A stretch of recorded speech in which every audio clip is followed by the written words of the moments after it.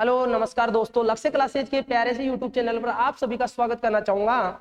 जैसा आपको पता है कि जेड का एग्जाम 2 जून को होने वाला है, तो लक्ष्य क्लासेज की टीम, लक्ष्य क्लासेज की पूरी टीम मिलकर ऑफलाइन भी यहाँ पर जेड का पूरा बैच चला रही है। और जो भी ज्वाइन करना चाहे ऑफलाइन वो लक्ष्य क्लासेज देवली को ज्वाइन कर सकते हैं। यहाँ पर जेड का प्रॉपर बैच चल रहा है। और आज मैं केमिस्ट्री का एक इंपॉर्टेंट टॉपिक लेके आया हूँ जिसका नाम है क्वांटम नंबर, क्वांटम संख्याएं। जिनमें से सबसे ज्यादा इंपॉर्टेंट जो क्वांटम नंबर है जो आज की क्लास रहेगी वो रहेगी आपके चुंबकीय चुंबकीय चुंबकीय क्वांटम चुंबकीय क्वांटम संख्या। कौन सी संख्या रहेगी भैया?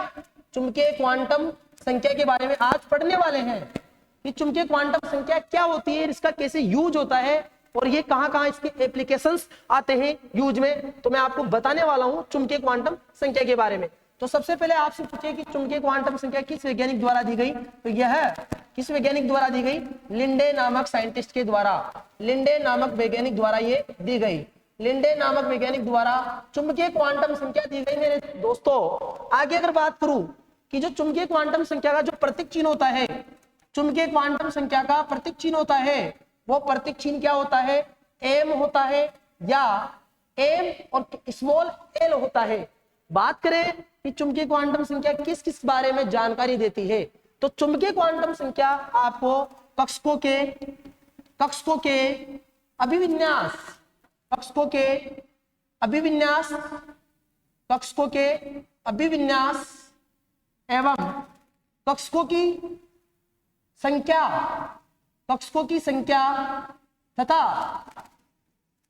उपकोषों की संख्या के बारे में जानकारी देती है। उपकोषों की संख्या के बारे में, उपकोषों की संख्या के बारे में जानकारी देती है, उपकोषों की संख्या के बारे में जानकारी देती है। अगर मैं आपसे बात करूं कि जो चुंबकीय क्वांटम संख्या का मान होता है, तो चुंबकीय क्वांटम संख्या का मान कहां से कहां तक होता है? जो एम का मान होता है वो -L से कहां तक होता है बेटा? +L तक होता है। -L से कहां तक होता है?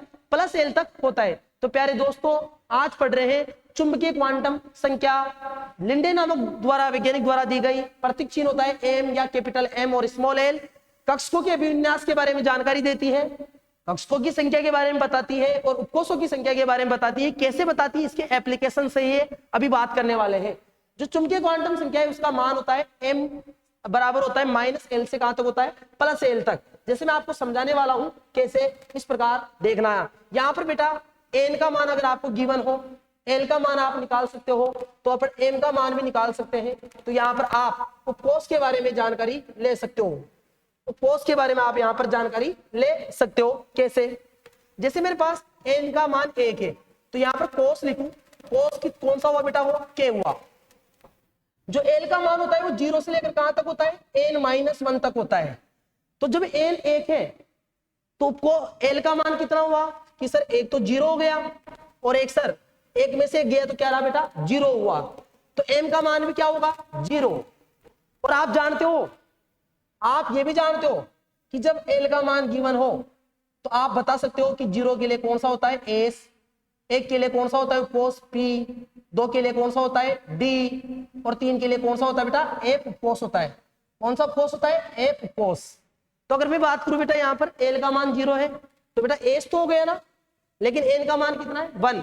तो 1s हुआ नहीं हुआ, और 1s तो बेटा इसका एम का मान कितनी बार है? एक ही बार है। तो सर 1s कितने प्रकार के होते हैं? एक ही प्रकार के होते हैं। कितने प्रकार के कक्षक होते हैं? एक ही प्रकार के कक्षक होते हैं।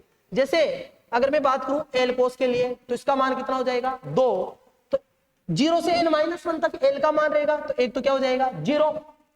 और सर 2 में से 1 गया तो कितना बचा? 1। तो कितने मान आए इसके लिए? 0 और 1 आए। 0 के लिए एम का मान निकालूंगा तो -L से +L तक। तो 0 के लिए तो एक तो क्या आया? 0। तो इसके लिए अगर मैं बात करूं तो क्या हो जाएगा? सर एल का मान 0 है तो s, और यहाँ पर 2s आएगा नहीं आएगा क्योंकि n का मान है 1। तो सर इसके लिए भी n का मान, ये भी 2s होगा, ये भी एक ही प्रकार का रहेगा। क्यों रहेगा? क्योंकि बेटा इसके लिए भी m का मान कितनी बार है? 1 बार। लेकिन यहाँ पर l का मान 1 है तो m का मान कहां से कहां तक होगा? -L से +L तक।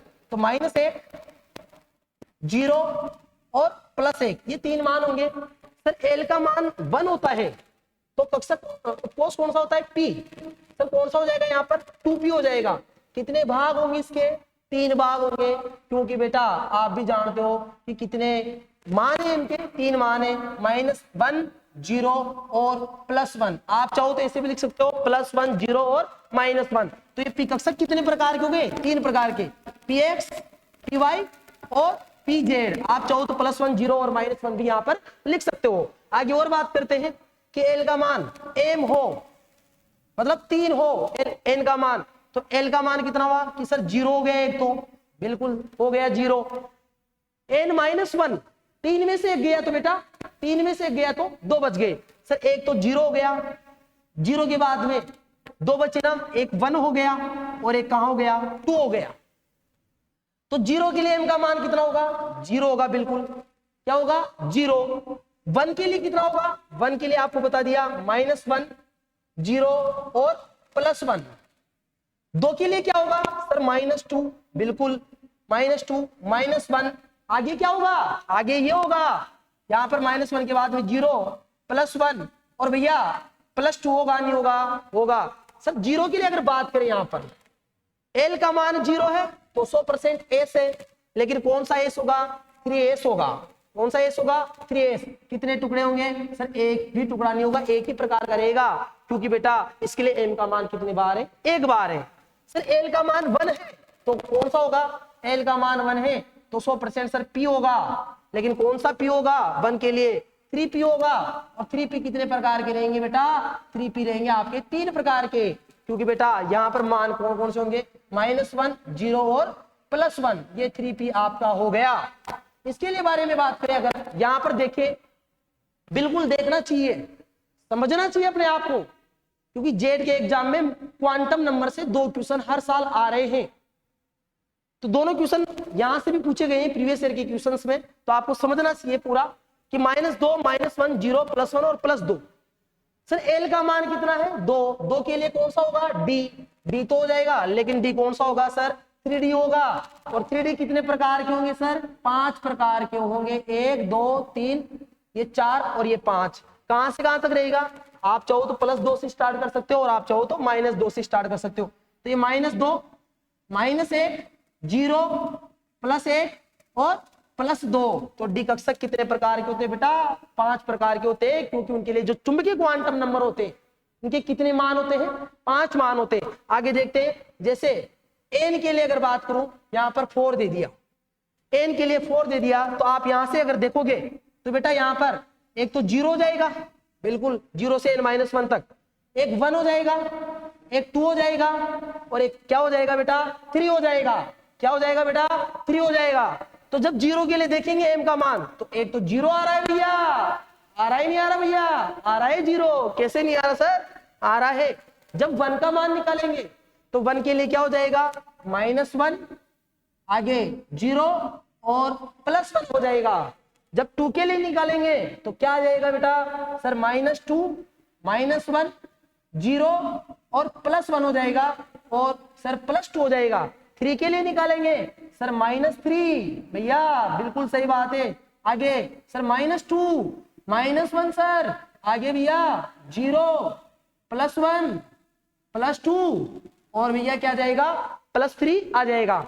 इसके लिए अगर बात करें, इसके लिए बात करें तो एल का मान 0 है, 4 है, तो यहाँ पर 4s हो गया। और 4s कितनी प्रकार का रहेगा?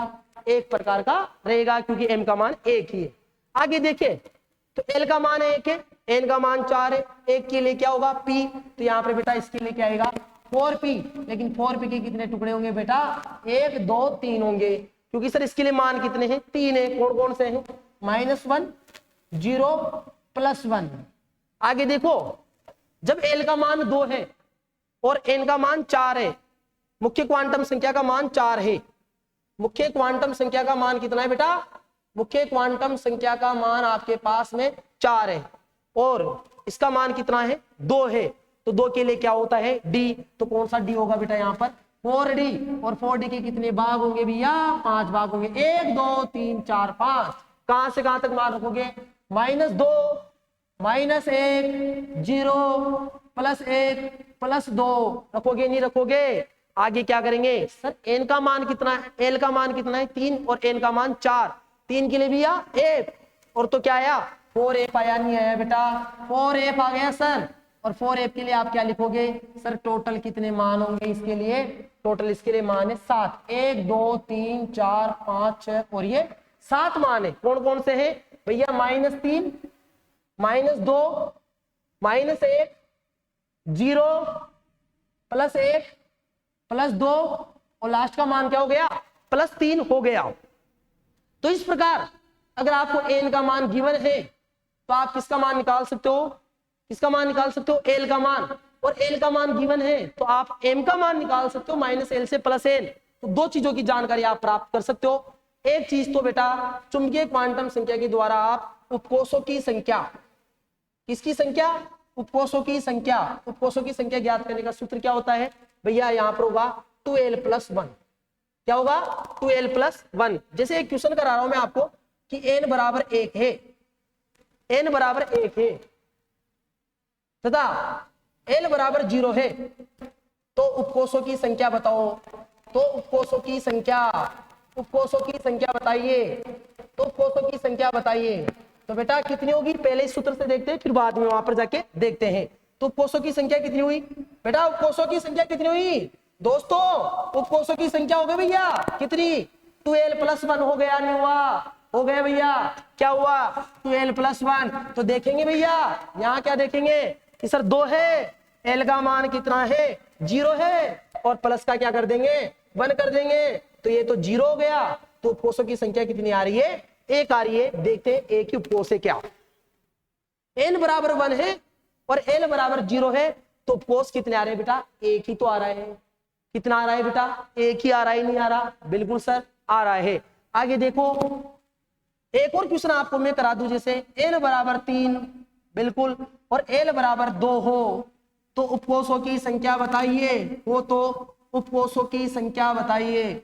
उपकोषों की संख्या, उपकोषों की संख्या आपसे पूछ रहा है, तो कैसे निकालोगे कि सर वही सूत्र लगेगा। उपकोषों की संख्या बराबर क्या आ जाएगा? उपकोषों की संख्या बराबर आपका यहां आ जाएगा। क्या आने वाला है कि सर 2l+1 क्या आएगा? 2 इंटू l का मान कितना है? 2 है, प्लस का 1, तो सर 2 2 का कितना हो गया? 4 + 1 बराबर कितना आ गया? 5। तो टोटल उपकोष कितना आता है? 5। देखते हैं n बराबर 3 और l बराबर 2 के लिए 5 उपकोष आते हैं या नहीं आते हैं? n बराबर 3 और l बराबर 2 के लिए उपकोष देखो m का मान कितने आ रहे हैं? 1 2 3 4 और 5। तो देखो कितने उपकोष आ रहे हैं बेटा? 1 2 3 4 और 5 उपकोष आ रहे हैं या नहीं आ रहे? बिल्कुल सर 5 उपकोष आ रहे हैं। तो ये है चुंबकीय क्वांटम संख्या के यूज। तो पहला यूज तो क्या था कि आप उपकोषों की संख्या के बारे में जानकारी दे सकते हो। दूसरा आप ये बता सकते हो कि दूसरा आप ये इसके द्वारा चुंबकीय क्वांटम संख्या के द्वारा, चुंबकीय क्वांटम संख्या के द्वारा, चुंबकीय क्वांटम संख्या के द्वारा, चुंबकीय क्वांटम संख्या के द्वारा आप क्या निकाल सकते हो? कक्षकों की संख्या, कक्षकों की संख्या बता सकते हो। कक्षकों की संख्या ज्ञात करने का सूत्र क्या है? n² है। क्या है बेटा? n²। जैसे आपको मैं बोल दूं जेट में आया हुआ एक क्वेश्चन सोल्व कराता हूं बेटा। ये जेट का प्रीवियस ईयर का क्वेश्चन है कि जब क्वेश्चन क्या है कि जब n बराबर 3 हो, जब n बराबर 3 हो तो कुल कक्षकों की संख्या क्या होगी? कुल कक्षकों की संख्या क्या होगी? कुल कक्षकों की संख्या वो आपसे पूछ रहा है। तो कक्षकों की संख्या निकालने का सूत्र क्या है? कक्षकों की संख्या निकालने का भैया जो सूत्र है वो n² है। n का मतलब बेटा यहाँ पर 3 है, 3 इंटू 3 हो गया, स्क्वायर है तो 3 का स्क्वायर कितना हो गया? 9।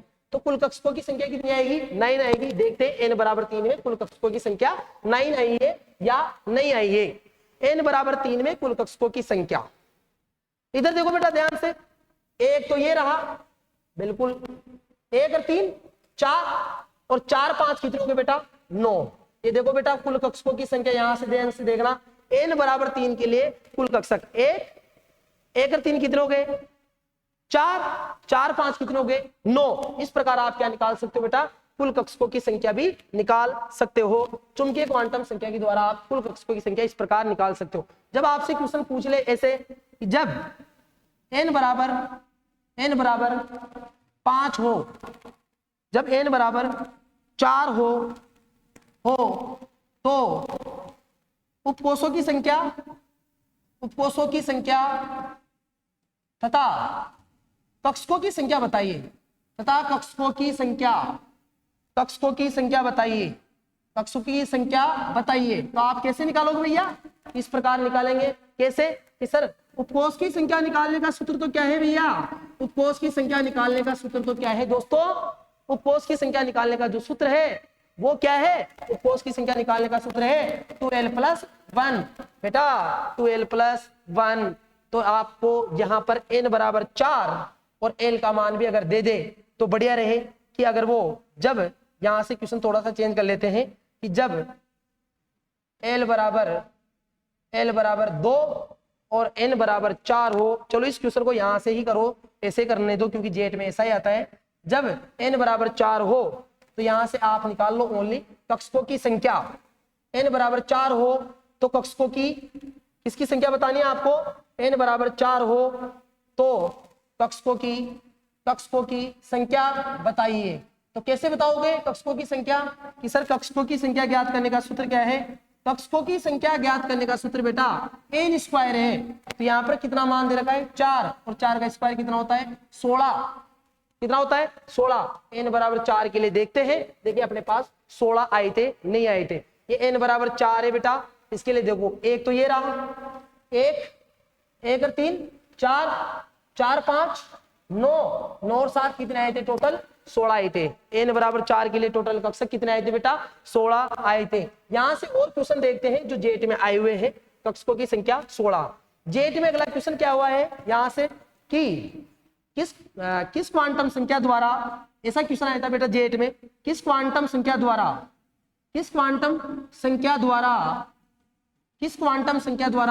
अभिकार कक्षकों के, किस क्वांटम संख्या द्वारा कक्षकों के अभिविन्यास के बारे में जानकारी मिलती है? कक्षकों के अभिविन्यास के बारे में जानकारी मिलती है। अभिविन्यास के बारे में जानकारी मिलती है। तो दोस्तों आपको ऑप्शन में दे दिया मुख्य क्वांटम नहीं भैया, प्रधान क्वांटम संख्या। कौन सी दे दी? प्रधान क्वांटम संख्या। एक ऑप्शन दे दिया आपको प्रधान क्वांटम संख्या, दूसरा ऑप्शन दे दिया आपको दिगसी क्वांटम संख्या। आपको एक ऑप्शन दे दिया, तीसरा ऑप्शन बेटा चुंबकीय क्वांटम संख्या। और भैया चौथा ऑप्शन क्या दे दिया दोस्तों? चक्रण क्वांटम संख्या। तो आपको पढ़ा दी गई है, सबको पढ़ा दिया गया है कि प्रधान क्वांटम संख्या आपकी क्या होती है? मुख्य क्वांटम संख्या को प्रधान क्वांटम संख्या कहते हैं। दिक्सी क्वांटम संख्या के बारे में आपको पढ़ा दिया है और आज ही पढ़ाया है कि जो चुंबकीय क्वांटम संख्या होती है वो अभिकारकों के विन्यास के बारे में क्या देती है? जानकारी देती है। दोस्तों ऐसे ही जेट के और भी इंटरेस्टेड वीडियो आने वाले हैं। जो जेट का क्रैश कोर्स है वो लक्ष्य क्लासेज में चल रहा है, ऑफलाइन क्लासेज रेगुलर चल रही है। आप यहाँ पर आइए, लक्ष्य क्लासेज को ज्वाइन कीजिए और अपनी जेट की बेहतरीन फैकल्टी के साथ बेहतरीन तैयारी कीजिए। धन्यवाद, शुक्रिया, थैंक यू।